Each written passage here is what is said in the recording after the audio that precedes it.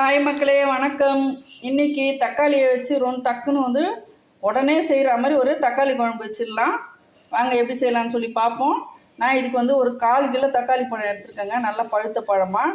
இது நல்லா வந்து சுத்தமாக வந்து கழுவிக்குங்க. கழுவிட்டு இதை வந்து கட் பண்ணிக்கலாம் முதல்ல. அடுத்து இதுக்கு தேவையான ஐட்டம் பார்த்துக்கலாம். இதுக்கு வந்து நான் அதே அளவு 1/4 கிலோ அளவு வெங்காயம் எடுத்திருக்கேன். வெங்காயம் வந்து நல்லா வந்து இந்த மாதிரி கட் பண்ணிக்கோங்க. அடுத்து ஒரு 4 பச்சை மிளகா இதிலே போட்டிருக்கேன். பூண்டு வந்து ஒரு 10 பல்லு பூண்டு உரிச்சி போட்டிருக்கேன், முழுசாக இருக்குது. கருவேப்பிலையை வந்து பொடியாக கட் பண்ணி இதிலே போட்டுக்குங்க. இது அப்படியே இருக்கட்டும். தக்காளியை நல்லா வந்து கட் பண்ணியாச்சுங்க. இப்போ இதை வந்து ஒரு குக்கரில் போட்டுக்கலாம். குக்கரில் போட்டாச்சு. இப்போ இந்த சின்ன டம்ளரில் ஒரு டம்ளர் தண்ணி அளவு ஊற்றுங்க. ஊற்றிட்டு குக்கர் க்ளோஸ் பண்ணிடலாம். இந்த தக்காளி குழம்பு ரொம்பவே குயிக்காக முடிச்சிடலாங்க. வெறும் தக்காளியும் தண்ணியும் தான் ஊற்றிருக்கேன். இப்போ வந்து இதை வந்து க்ளோஸ் பண்ணிடலாம். ஒரு 10 நிமிஷத்தில் இந்த குழம்பு வச்சிடலாங்க. நம்ம வந்து எங்கேயும் வெளியே போனோம்னா வந்தோடனே டக்குன்னு செய்யணுன்னா இந்த குழம்பு வச்சுக்கலாம். ரொம்பவே சூப்பராக இருக்கும். டிஃபனுக்கும் யூஸ் பண்ணிக்கலாம், சாப்பாட்டுக்கும் யூஸ் பண்ணிக்கலாங்க. இப்போது கரெக்டாக ஒரே ஒரு விசில் வரட்டும். ஒரு விசில் வந்தோடனே நம்ம ஆஃப் பண்ணிவிடுவோம். இந்த குழம்பு கிட்டத்தட்ட பார்த்திங்கன்னா மீன் குழம்பு மாதிரியே இருக்குங்க டேஸ்ட்டு. ஆனால் புளிலாம் நம்ம சேர்க்க போகிறதில்ல. அதே மாதிரி கொத்தமல்லி கொஞ்சம் நிறையவே எடுத்துக்கோங்க. நான் இதை க்ளீன் பண்ணிவிட்டு கட் பண்ணி தண்ணியில் போட்டுடுறேன். பாருங்கள், நான் இந்த மாதிரி வந்து பொடியாக வந்து கட் பண்ணிக்கிட்டேன். நல்லா வந்து 2 கைப்பிடி அளவு இருக்கும் எடுத்துக்கிட்டேன். கீரையில் என்ன சத்து இருக்கோ அதே சத்து தாங்க கொத்தமல்லிலையும் இருக்குது. கீரை சாப்பிடாத போது நீங்கள் கொத்தமல்லி அதிகமாக பயன்படுத்துங்க. கொத்தமல்லியில் இரும்பு சத்து ரொம்ப அதிகமாக இருக்குது. தண்ணியில் ஊற போட்டாச்சு. விசில் வரப்போது ஆஃப் பண்ணிடலாம். கேஸ் ஆஃப் பண்ணிவிடுவோம். அப்படியே வந்து ஏர் போட்டோம் உள்ள. தக்காளி ஏர் போயிடுச்சா பார்ப்போம். இப்போ திறந்து பார்த்துடலாம்.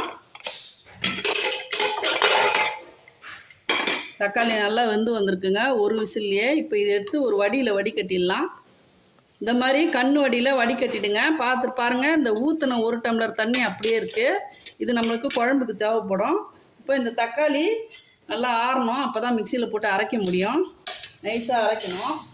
நம்ம வந்து அவசரமாக செய்யணுன்னா இந்த மாதிரி பச்சை தண்ணி மேலே ஊற்றிக்கலாம். கொஞ்சம் ஆறிடும். இப்போ இதை வந்து மிக்சியில் நைஸாக அரைச்சிட்டு வந்துடலாம். பாருங்கள், இந்த மாதிரி நைஸாக அரைச்சிக்கணும். எவ்வளோ நைஸாக அரைக்கிறீங்களோ அரைச்சிக்கோங்க. இப்போது இந்த தக்காளி வேக வச்ச அதே தண்ணியிலையே இந்த தக்காளி அரைச்ச பேஸ்ட்டை வந்து ஊற்றிடலாம். ஊற்றிட்டு அப்படியே ஒரு ஓரமாக வச்சுருவோம். இப்போ ஒரு சட்டி வச்சுப்போம். சட்டி நல்லா காயட்டும். கொஞ்சமாக ஆயில் ஊற்றிக்கலாம். ஒரு 75 கிராம் ஆயில் ஊற்றிக்கலாம். எண்ணெய் நல்லா காயட்டும். இப்போ இதில் கடுகு, வெந்தயம், சீரகம், சோம்பு அதையும் போட்டுடலாம். நல்லா பொரியட்டும். இப்போது வெங்காயம், பச்சை மிளகா, கருவேப்பிலை, பூண்டு இது 4மே இதில் கலந்துருக்கு. அப்படியே இதை வந்து நல்லா பொரிஞ்ச பிறகு போட்டுடலாம். கடுகு நல்லா பொரிஞ்சிருச்சு.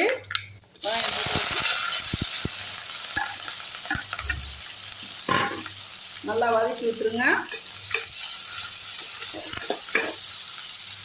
வெங்காயம் நல்லா சாஃப்டாகிற அளவுக்கு நல்லா வதக்கி விட்டுருங்க. எவ்வளோ சாஃப்டாக வதக்க முடியுமோ வதக்கிடுங்க. அப்போ தான் வந்து ஃப்ளேவர் ரொம்பவே சூப்பராக இருக்கும். அடுத்து அதே ஜாரில் இந்த கொத்தமல்லியை வந்து ஜாரில் போட்டுங்க. போட்டுட்டு அப்படியே வந்து ஒரு ஓட்டு ஓட்டிட்டு வந்துடுங்க. பாருங்கள், இந்த மாதிரி வெங்காயம் நல்லா வதங்கிடுச்சிங்க. இப்போது குழம்பு மிளகாத்தூள் வந்து ஒரு 4 டீஸ்பூன் போட்டுப்போம். கோபுரமாக 2, 3, 4 டீஸ்பூன் போட்டுக்கலாம். அடுத்து இந்த கொத்தமல்லியை இதில் போட்டுப்போம். 2த்தையும் நல்லா வதக்கி விட்டுருங்க. தீயை குறைச்சி வச்சுருங்க. இப்போ அந்த தக்காளி அரைச்ச விழுதை வந்து இதில் ஊற்றிடலாம். குக்கரில் இருக்குது.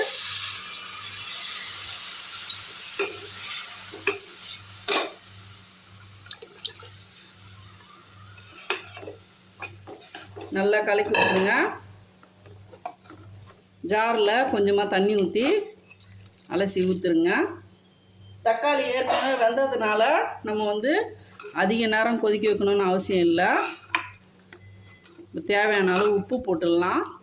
கொத்தமல்லி வந்து இந்த மாதிரி வந்து மிக்ஸி ஜாரில் துருவி போடும்போது வாயில் தட்டுப்படாது, யாரும் எடுத்து போட மாட்டாங்க, குழம்போடு கலந்துரும். இதுக்கு 2 டீஸ்பூன் அளவு உப்பு போட்டுக்கலாம். நல்லா கலக்கி விட்ருங்க. உப்பு கரெக்டாக இருக்கா பார்ப்போம்.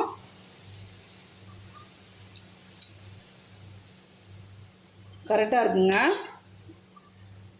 ஃப்ளேமை வந்து ஹை பண்ணிவிடுங்க. நல்லா கொதிக்கட்டும். கொதி வந்த பிறகு சொல்கிறேன் நான். அவ்வளோதாங்க, நல்லா கொதிக்க ஆரம்பிச்சிருச்சு பாருங்கள். நல்லா வந்து காரக்குழம்பு ரேஞ்சில் இருக்குது பாருங்கள். எப்படி இருக்குது பார்த்தீங்களா? டேஸ்ட்டு ரொம்பவே அமக்கலமாக இருக்கும். இட்லி, தோசை, சப்பாத்தி எல்லாத்துக்குமே இதை வந்து தொட்டு சாப்பிட்லாம். பச்சை கருவேப்பிலை வந்து மேலக்கா வந்து தூவி விட்ருங்க. லாஸ்ட்டாக கேஸ் ஆஃப் பண்ணிடலாம். அவ்வளோதான், குழம்பு ரெடி.